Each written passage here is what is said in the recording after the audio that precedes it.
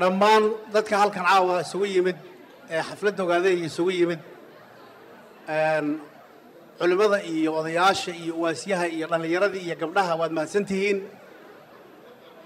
ilaahay baa mahadsan laakiin waa mahadsantihiin idinkuna waxaan kaloo mahad celinaynaa dadkii hawshan kusoo wax badan ka soo qabtay ee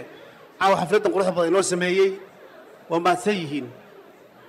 xafladdan waxaan u malayn Soomaalidu waxay tiraahdaa inaan Allah ahayn bahad waa bari og dadka waxa laga hadlayo waa wax qadiim ah oo soo jireen ah oo jiil walba oo Soomaali ku abtirsada ay taariikhdeeda hayaan waxa weeye laga hadlay waa dal Soomaaliyeed waa ummad Soomaaliyeed oo gumaysi u haysto maalinkii xabashi iyo xabashidu hay dambayse nimanka cadaanka Ingiriiska iyo Talyaaniga iyo wadanka Soomaaliya ay Soomaaliya wadankeeda imaadeen nimanka niman aqli galahaya hayeene Soomaaliya hadda xorta ah markay xoroobaysay yaa ogaadey yar damcadeen xoroodo hadda taariikh yar ida siiyo sidaan anigu aan ka warqabo dadkii Soomaalida ahaa marka wadankan ogaadey joogay yaa ninkii Ingiriiska u yeeray wuxuu yiri anagu waa baxaynaa niman axmaaran leeyahay yaa maxaan ku dhahaa yaa wadanka yaa ku soo socda maxmaaran idin ku dhibna misana hadii ilaahay mo anaga sii joogayna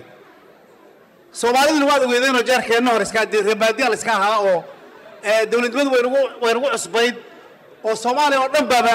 kulligeed aan dawlad ka jirin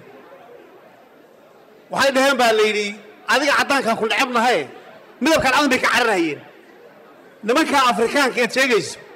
waa la macaamili doonaa wayna dhaafi doonaane adigu iska tag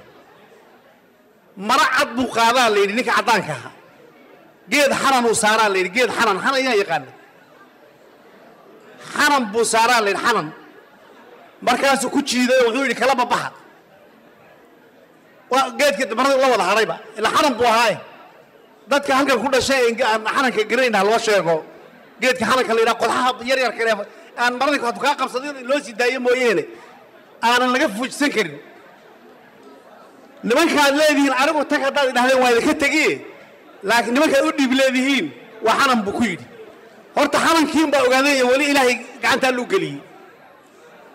ilaahayna waxa ka rajaynaynaa inuu si degdeg ah noo dhaafaan waxa kale oo rabaa inaan idin sheego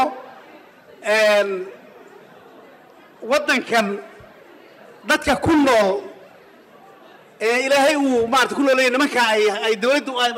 gumaysanayeen 20 qof oo wada socota hadaad aragto 15 ba aabahood la dilay bas maqlayna horta 15 ba aabahood la dilay qaar la dilay qaar la waayay oo intii ay qabsadeen ay la tageen macnaha dhibaatada laga soo maray ilaahayga boqorka baa og maalinkii ay xabashi wadanka imaatay iyo subaxan saaka inta aan dagaal lagu jiraa oo lala dagaalayay haloo kala dhibadnaado laakiin Soomaaliba waxay meesha ku dagaalaysay ilaahay waxa ka baryaynaa wadankii intii horta ku dhimatay iyo inta maartay ku agoontoowday inta ku dhimateen Allah u naxariisto kuwa agoontaan ilaahay uu koriyo inta dhaawacantay ilaahay caafiyo waxaan idin rabnaa in la guuleysan doono insha Allah waa la guuleysan ogaadey way guuleysanaysaa maxaa yeelay adduunku maanta maskaxda maxaan ku dhahaa caalamka la wada tagay aqoontii baa korodhay cilmigii baa batay cid guuleysan karta ma jirto ahmaarana ma guuleysan karta mar dambe lagana aqbali mahayo waxaan kaloo rabaa inaan martan aan fariin uga diro dawladda deegaanka madaxweyne Mustafa oo halgankii aan ku helay runtii waxa la yiri naqmaqasha ku qaada iyo nabad aad nin ku haysata mid lagu la caafalay dawladda hadda dawladda deegaanka waxay aan ku helay halgankii baan ku helay waxaan leeyahay madaxweynaha marka hadda jooga ee dawladda deegaanka isaga iyo dadkan hore wadanka ka midka ah in uu maxaan ku dhahaa dadka gobnadoonka ah dibka la soo maray wuu garan inuu hadii ilaahay ma uu u gacan dabciyo xusuusto waxay u baahan yihiin iyo waxay rabaanna wuu garanayaa inuunan nimanka aan kollaba aan yeelaynin gumaysigooda aanan aqbalaynin inuu maxaan ku dhahaa wax badan oo fikirkooda loo fuliyo way jiraan laakiin inuu 100% u fuliyo raalli kama nihin waddanka ogaadeey markii lagu leeyahay